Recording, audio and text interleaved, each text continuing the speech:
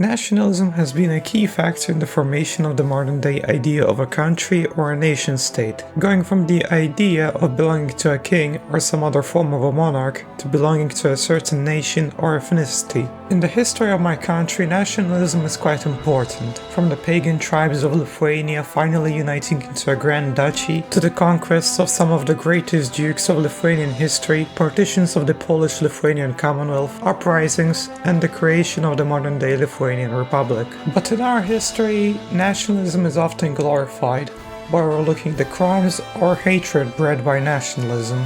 And then there's Ace Combat, what I initially wrote off as some arcade jet-plane game where plot is simplified to good versus bad. I was surprised when I not only played Ace Combat Zero as my first game, but also one of the games inspired by Ace Combat like Project Wingman. And now, after my fourth playthrough of Ace Combat Zero, I feel like I finally see a greater idea behind the game and its world of Strangereal.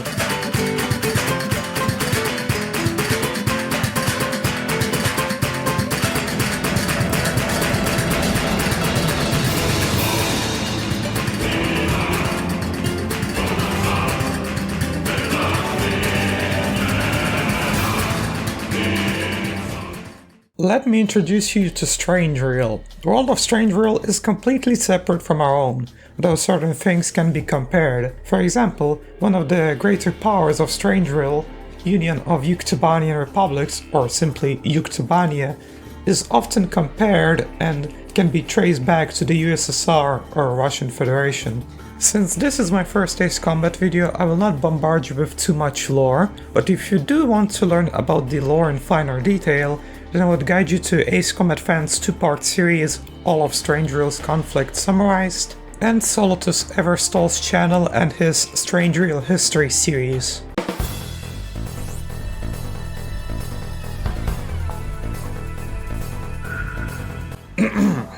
This is one of the major powers of Strangereal, the Belka Federation. In the 1980s, its economy collapses after excess military spending amidst a Cold War between the Federation of Austria and the Union of Yuktubanian Republics. As countermeasures, in 1987, the Belkan government would review Belka's federal law, and out of it, three new nations were born: Rekta, Republic of Gebet, and importantly, the Republic of Ustio. As well, in 1991, Belka would sell part of its western territories to their rival Austria. These drastic measures did not ease Belka's woes. As a result, an extremist right-wing party, the Liberal Democratic Party, in some sources referred to as the Fatherland Workers' Party, would rise to power and promise to return the lost territories, which were discovered to be rich in natural resources. And so, on March 25th, 1995, the Belkan Federation would declare war and invade the Federation of Austria, the Republic of Ustio, and the Kingdom of Sapin. Only on April 1st of the same year were the Allied forces able to mount a defense, and so we reached the beginning of Ace Combat Zero, the Balkan War.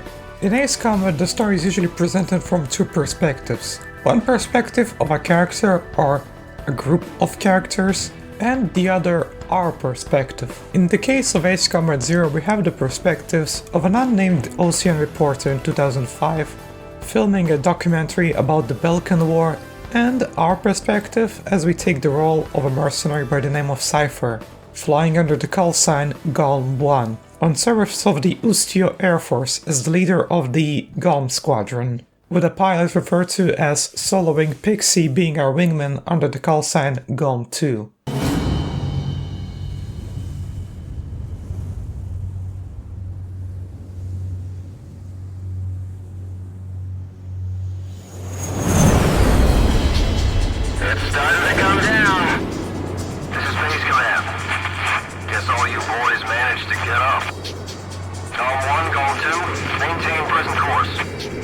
This is Golem 2, roger that.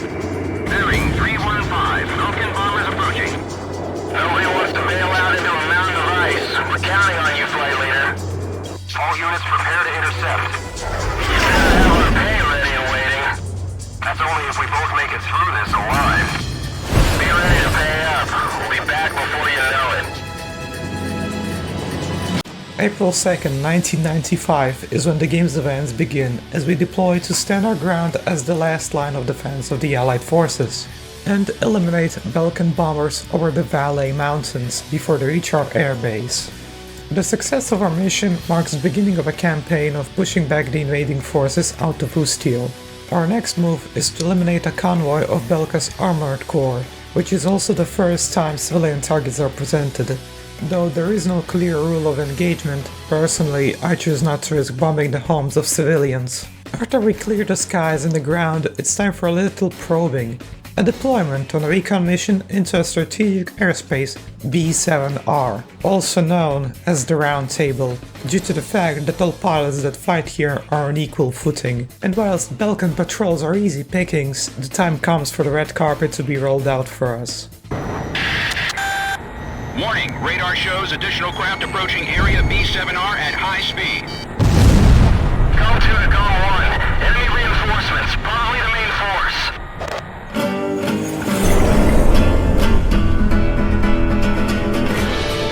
Indigo 1 to all units. Target spotted. Commencing attack. This is the first time the game's plot will differentiate based on your playstyle, since in this encounter there could have been 2 different squadrons, not counting Indigo. As for these Ace squadrons, they have different tactics to deal with you. Indigo utilizes pincer maneuvers, where one plane acts as bait and speeds away, while the other starts tailing you in an attempt to shoot you down. But their tactics are no match for the skill and precision of Galm squadron, as all 4 Gripens are shot down above B7R. Whilst this battle was only a mere distraction for the Belkans from the Allied naval forces, is the first showcase of Galm's prowess, leading us into the beginning of an organized offensive campaign, dubbed Offensive Campaign number 4101. The first step in this campaign is to secure passage for the Ocean Navy through the Futur Canal, by fighting off Belkan fighters attempting to sink the ships, though there are other ways to secure passage. With Ocean Navy now giving Belkan something to worry about, it's time to start claiming back major cities, by taking back the strategically important town of Solis Ortus, which is also conveniently close to the Ustian capital of Directus. The Ocean airborne troops successfully deploy and secure the town, through the support of Galm in the air. May 13th, 1995, as part of Operation Constantine, Galm Squadron is deployed in the air to eliminate Belkan air and ground forces occupying Directus. As Galm claims the city of occupying forces, the civilians grow defiant of Belkan rule and start ringing the town's bell, marking the liberation of Ustio. As for Galm, there is still one force to deal with. Warning, warning, enemy reinforcements approaching. What? Now?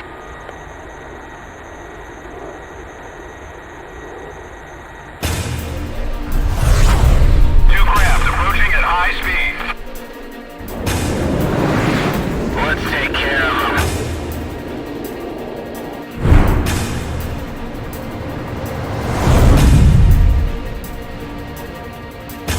Gelb have a bit more of an advantage over us, as their Su-37s are capable of performing 90-degree moves, also known as the Cobra move. And miraculously, their fighters are capable of firing missiles backwards, so beware when your missile alert starts going off while tailing one of them. Whilst the success of Operation Constantine marked the liberation of Ustio and the return of the pre-war borders, it wouldn't take long for a further escalation of the conflict by the Allied forces. On May 17, 1995, Allied forces would break the ceasefire and invade Belka, under the guise of an inspection for possession of weapons of mass destruction. Nuclear inspection, huh? What a joke. The offensive campaign would begin by piercing Belka's southern defenses, the Hydrian Line, which houses the Glatisan fortress. And despite tremendous success, multiple Allied squadrons were lost under mysterious circumstances.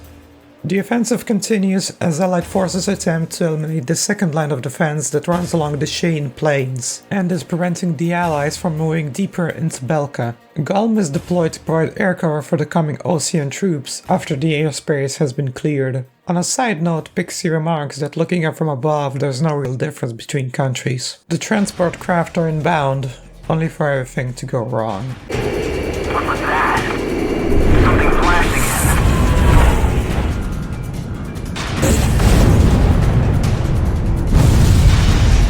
Whatever that was, it forces everyone to retreat, downing any aircraft it can.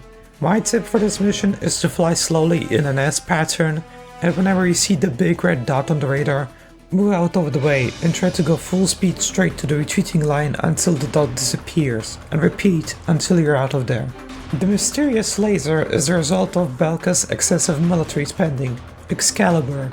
The chemical laser was supposed to be used as an anti-missile defense system, but now it's a glorified anti-aircraft cannon. And we shall destroy it, along with reinforcements from the Ocean Crow Squadron. Galm is deployed to destroy the Excalibur by eliminating its jammer defense line, destroying the power stations that power the laser, blowing up the lens used to direct the laser, and finally destroying the base of Excalibur, causing it to split into two. Emboldened by this victory, the Allied forces are ready to deal a crushing blow to Belka's morale by taking control of B7R, known as the Round Table, and so Galm is sent as reinforcements to the biggest air battle of the war.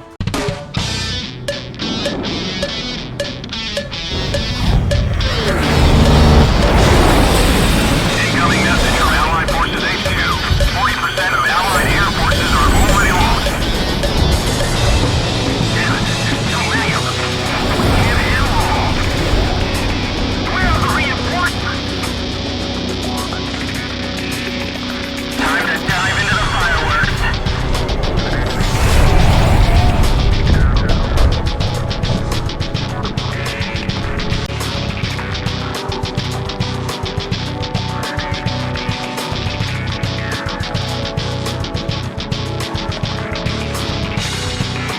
Galm turns the tide of battle, causing the aces to come out of the shadows. Calm team, multiple craft approaching. Something's wrong. Stay alert.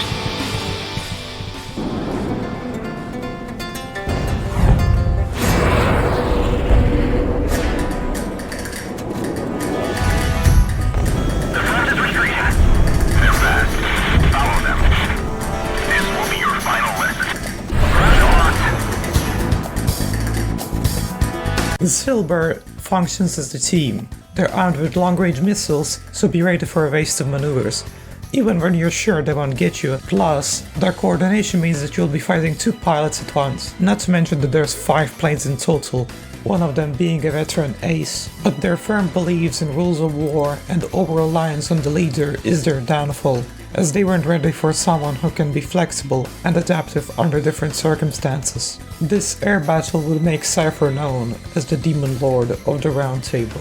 We get a bit of an insight on the recording of the documentary. The reporter interviews the aces that had the chance of witnessing Cypher's prowess, those being Dimitri Indigo Heron Heinreich, callsign Indigo 1, who now is busy with his family business, Rainer Cormorant Altman, callsign Gilb 2, who to this day is living in Directus, and Dietrich Boss Kellerman, callsign Silver 1, who is now a retired veteran and pilot academy instructor turned into a farmer. Some of them saw Cypher as a young gun who hasn't experienced real combat. Some saw Cypher's clean flying as some sort of an anomaly that inspired fear, and to others it was a sign that a new generation had inherited the skies. And if you as a player thought that this will be your moment of triumph, where everything else compared to this is just another step in victory against Belka, then it's time for you to receive your reality check. June 1st, 1995. Operation Cannibal. What appears under the guise of a strategical bombing mission on the industrial city of Hoffnung that would cripple Belkan military industry to ensure swift victory soon turns into a hellscape as we see the reality of this mission. Calm to all units. I've confirmed a burning city up ahead. That must mean the bombing started. Cover the Allied bombers. Eliminate all ground and aerial threats. Hoffnung is burning, and the allies are bombing for the sake of destruction. Priorities placed on destruction over accuracy. And if that description is not enough, then the game will make you listen to hatred spewed by allied forces, as their only want is to turn the city to ashes. Which shocks your fellow fighter pilots, but the situation grows more dire as Belkans get orders to abandon Hoffnung. both literally and figuratively, as the word Hoffnung means hope in German, and as part of their orders start utilizing the scorched earth tactic and setting fire to the buildings themselves. Belka scramble any possible planes they can get just so they can stop the slaughter, but they are quickly shot down. Pixie and PJ, was a pilot from the Crow Squadron, who are with us ever since the destruction of the Excalibur, start bickering over radio comms on whether or not this is acceptable. The city's going up in flames!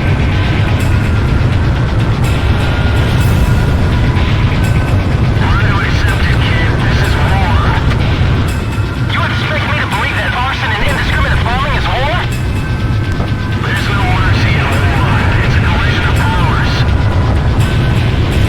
Even war has a set of rules to follow. Belkans decide to do one last attempt at stopping us by sending in stealth fighters, but they too go down easily, and Hoffnung is left to burn. This is the moment in the story where the game tests your playstyle.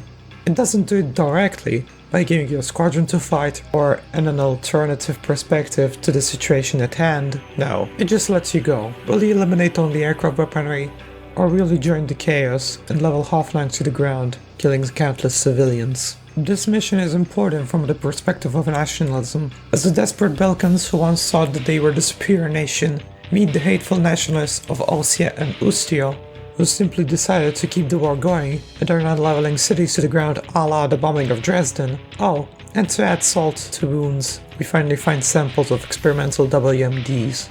All of this can go only one way from now on. That's over-exaggerating, don't you think? The Belkans are not willing to surrender, and are standing ground in the industrial city of Sudentor. As the last line of defense, Belkans are using the natural defense position of the Waldreich Mountains. Our mission will be to clear the skies of enemy planes. What do they mean by stage of apocalypse? Are we gonna have another situation like Hoffnung? Is it the beginning of our murderous crusade into Belka? And why is Pixie so behind? I wouldn't blame him for what happened. If I could, I would have shot down the bombers personally. Emergency transmission from Allied HQ. A Belkan bomber squadron equipped with nuclear weapons has taken off for Ustio. What? Enemy bombers are approaching this airspace. GOM team, crew team, head to intercept. The Belkans are using the remaining shreds of their air force for a suicide attack on Ustio. This war has gone beyond all rhyme or reason. I don't care who's who, but nuclear bombing shall be stopped no matter the cost, even if it means taking everyone down. But taking down only one bomber squadron is not enough to stop the real reason why Belkans were carrying nuclear armaments. Jobs for us mercenaries. Read 'em and weep, Belkans. What the?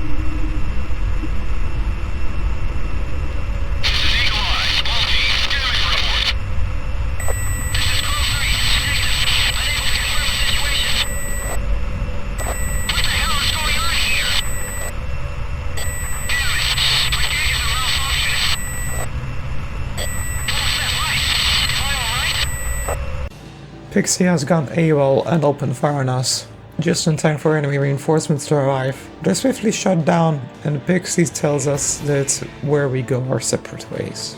6th of June, 1995. 7 nuclear detonations ring out on Belkan soil. Over 12,000 people died that day. What was once the Waldreich Mountains now is a desolate wasteland ridden with craters. The background radiation would mark the border between the surrounding South Belka and the self-proclaimed Holy Land of North Belka. The horror of the scene doesn't come from us having our power fantasy killed off. That happened back in Hoffnung. No. The horror comes from the moment when everything goes wrong. You think you stopped the nukes, but you didn't. Time slows down, as all you can do is hope that you're not blown out of the sky. Then it hits you. All your systems are malfunctioning, all of your comrades' voices are distorted by the interference, and they are terrified. And you see the shock and awe that's caused not through a military briefing, but through the words of the traumatized reporter, through news reports, through the detonations literally splitting Belka into two on the world map. And with what we've seen at Hoffnung, a part of you knows, if Belkans didn't do this, then we would have done it ourselves. And the image of the nuclear detonations and the firebombing of Hoffnung plant a seed in your mind. Nationalism knows no mercy for other than itself. It would rather kill everyone around it than fall. And even this act of desperation is not enough to stop the war. There are attempts to sign the peace treaty, but the remaining forces are defying orders and holding out in the hearing mines. As for what to do with our missing wingman, we get a replacement, a pilot from the Ocean Crow Squadron. PJ, callsign Crow 3, from now on he's GOM too. And from the get-go, he's not fit for his job. Even he knows that he's no match to Pixie. Poor fellow. He has to carry the expectations of being a wingman of a top-tier ace, while still learning how to become a warrior pilot. But he's better than no wingman at all. And to be fair, unlike Pixie, he still has his hopes up. And that's enough to clear the hearing mines. The peace talks are now in full swing in the city of Lumen, and we're sent off on a secret mission into North Belka to eliminate another group of Defiant Belkans. We take out the Defiant Air Force while catching interference from a radio broadcast about the ongoing peace conference. Also, Final Overture is the most underrated track. Fight Me.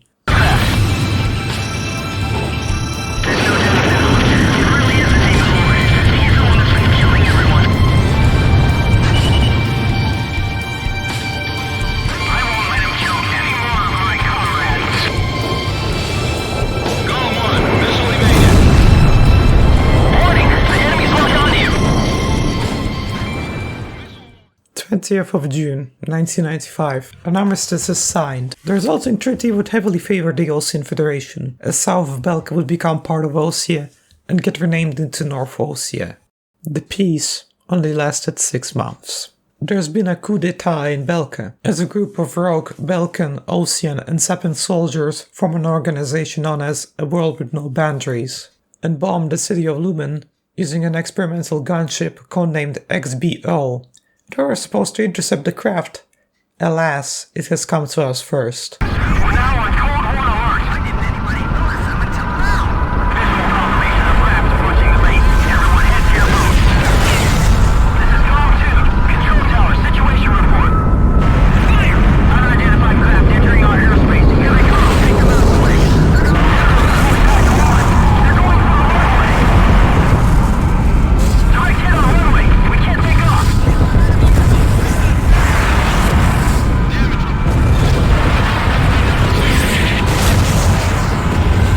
GOM is sent to the air over the ground zero of the nuclear detonations in pursuit of the gunship, but just shooting it down won't be easy.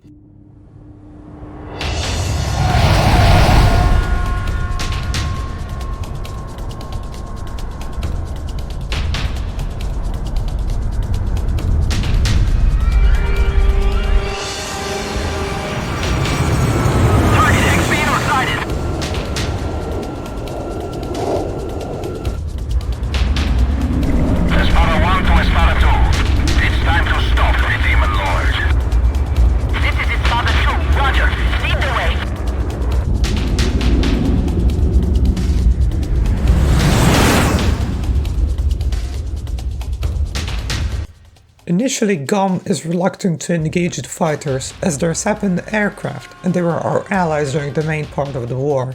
But with no response from the craft, we have the go-ahead to engage. Espada is special since they pilot two different aircraft and it's a literal couple. As for their tactics, Espada 1 is the main force of the squadron, whilst Espada 2 is support, almost a reflection of the current state of GOM's squadron. But PG, unlike Espada 2, is able to pull his weight. With the elimination of Espada squadron and other supporting craft, the XBO goes down. These are probably the last good news we hear, since we got a more horrifying report. A World With No Boundaries is planning to use a new weapon of mass destruction, the V2, but we know where their base of operations is.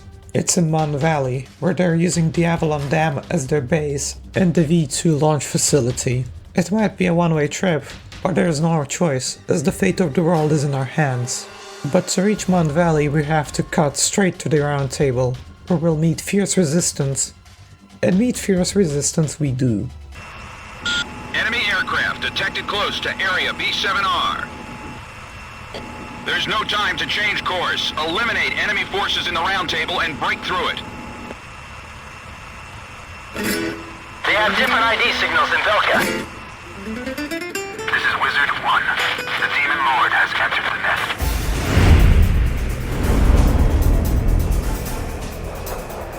This is Wizard 5, Roger. Let's begin. Target acquired. There's 4 of them. Approaching 4-5. Wizard Squadron is interesting as it uses trickery against you. Initially you face off 4 aircraft, which first spread out before pairing up and trying to get you sandwiched between them.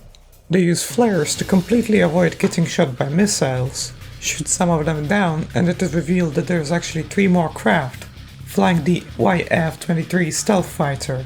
And after shooting all 7 of them down, Wizard 1 himself appears and goes for a head-on attack.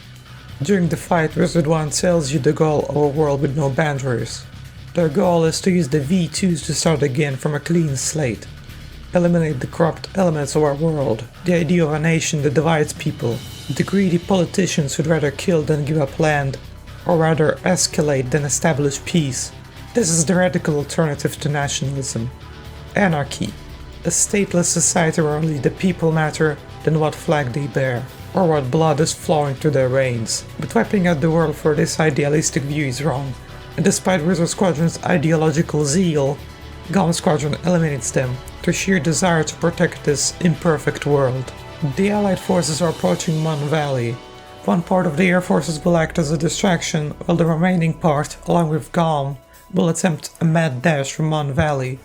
Whilst most aircraft are shot down by the vast network of anti-aircraft guns, their sacrifices are not in vain, as Gom successfully push through and restart flying inside of the launch facility to destroy V2's control modules. And with mere seconds before the launch, the final module is destroyed.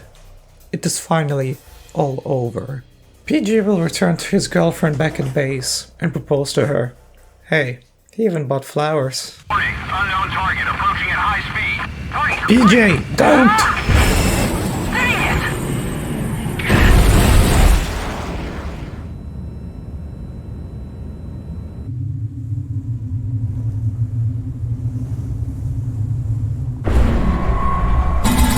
So, have you found a reason to fight yet? Buddy. Sorry to interrupt this literal finale of the game, but after replaying the game for what, the 4th time, I sort of made my own headcanon that PG didn't get killed off for a cliché, but he knew that if he didn't protect us from the laser, then we would get killed and he wouldn't be able to take Pixie in a fight. And also, I'm very sad that they killed off the best character in the entire game.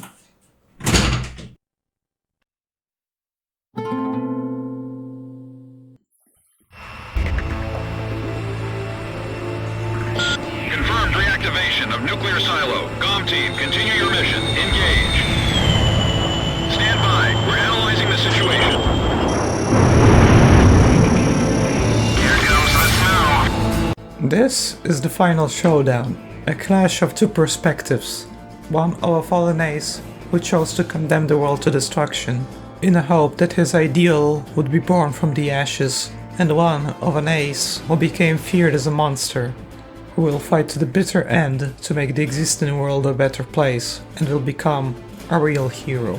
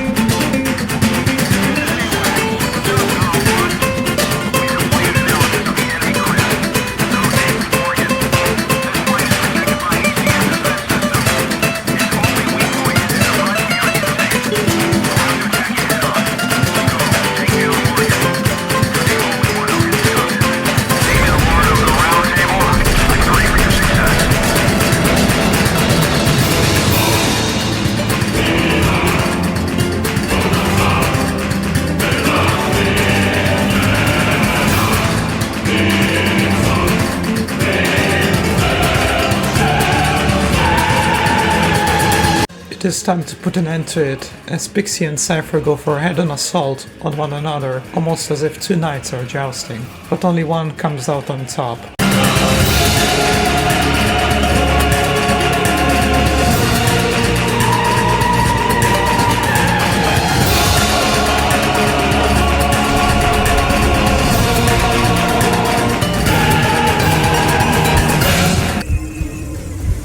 And it is Cypher. As Pixie is successfully shot down and the reactivated V2 explodes mid-air, we get another insight into the recording of the documentary. After the showdown in the skies over Avalon Dam, Cypher's trail would grow cold, never to be heard of again. As the truth behind the events at Mon was hidden away and soon faded away, the war ended at last. As for those who are still there, we get to hear more from our previous aces. Indigo 1 followed a strict code of ethics, and believes that Cypher probably had a similar code if he was to survive the war. Gilb 2 continues to live a peaceful life in Directus, though still remembering the battle whenever the bell is rung to celebrate the liberation. Silver 1 still grieves over the loss of his students over B7R, but he's come to terms with the fact that he's retired and that there is a new generation of pilots taken to the skies. We get some insight on the lives of our other rifles. Marcela Macarena Vasquez, call sign Espada 2, Joshua Luke and Bristol, call sign Wizard 1, and last, but not least, Larry Pixie Folk, call sign Gom 2. Espada 2 now earns her living as a dancer.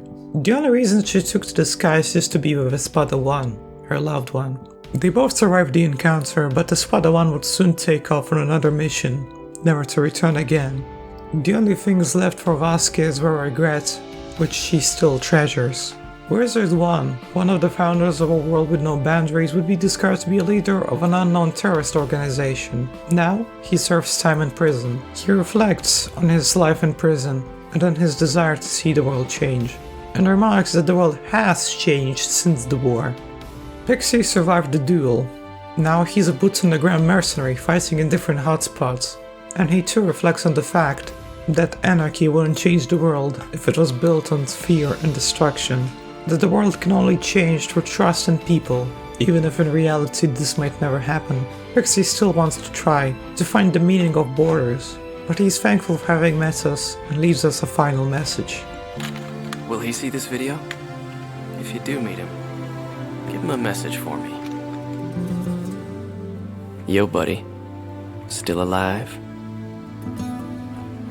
And thanks, friend. See you again. The Demon Lord of the Round Table. A warrior who soared through the Belkan War, inspiring both fear and admiration. His presence filled the skies for but a few short months before he disappeared. Apart from that, nothing is known about him. I was never able to find out what kind of a person he really was. But whenever they talked about him, they always had a slight smile on their faces. That, perhaps, may be my answer.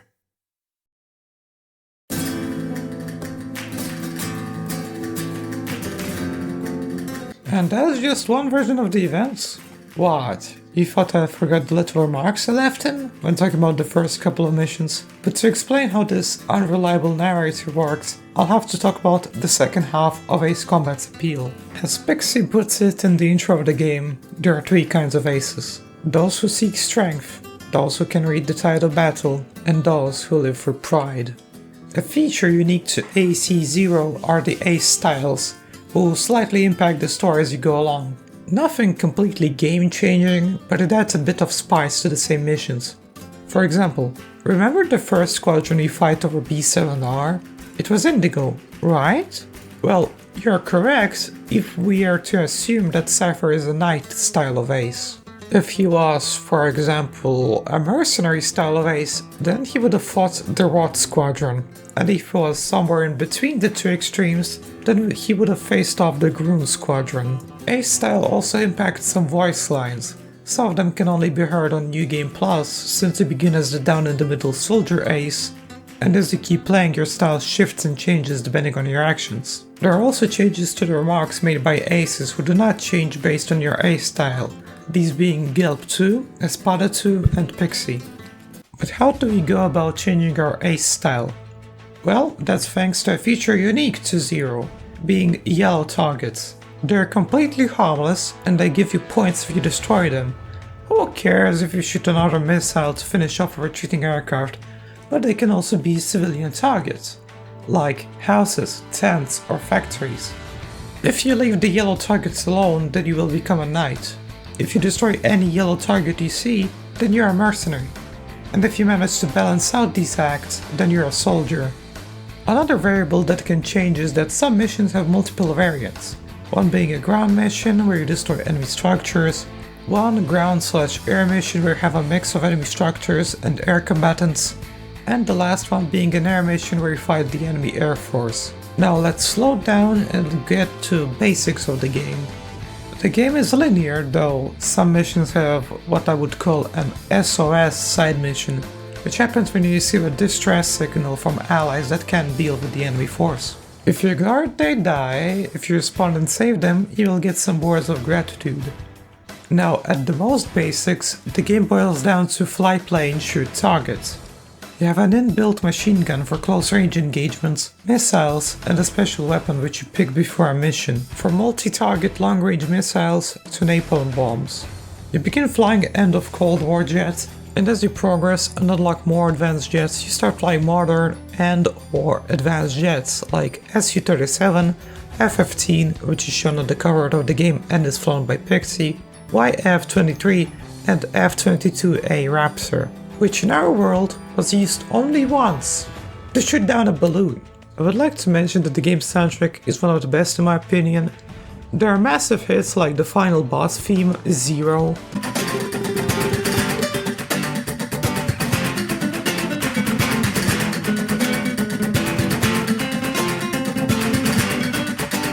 there are all the B7R Squadron fight themes,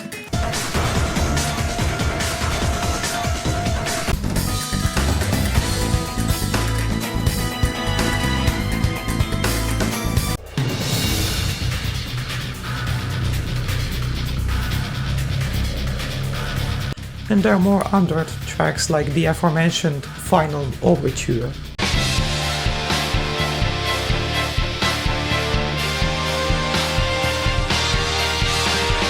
I feel like Ace Combat has some of the better soundtracks in the industry, along with franchises like Yakuza. And as the curtain draws on this video, it is time I summarize my thoughts. Despite Zero being seen as the best in the series, I see it as the best for a newbie. If you're getting into Ace Combat, everyone will point towards Zero as the perfect starting point, as it has built on mechanics of what I consider the best Ace Combat game, and sets up the downfall of Belka, which will play a role in future games. Plot-wise, on its own I would consider it a short experience that makes every moment of it worth it, and because of the Ace style meter, it adds replayability, as depending on your knowledge of the game's mechanics or your personal outlook on the plot of the game, your Ace style gets impacted and you meet enemies or partake in missions that would not have happened if you made different choices. To close my video off, I would like to leave a guide on how to set up the game to work almost perfectly on an emulator in the description. And also for now, I recommend you use the stable 1.6.0 version of the emulator, since the guide was made for it, and personally the game runs better on this version than the new one. I also played on a keyboard and mouse, so for the mouse part, at least to register the button presses, you should go to your config, controllers, and under mouse API choose direct input. As for the game settings, I recorded my footage on hard difficulty, playing on the normal control scheme. That's where I finished my presentation, and I'm wishing you luck in the skies, aces.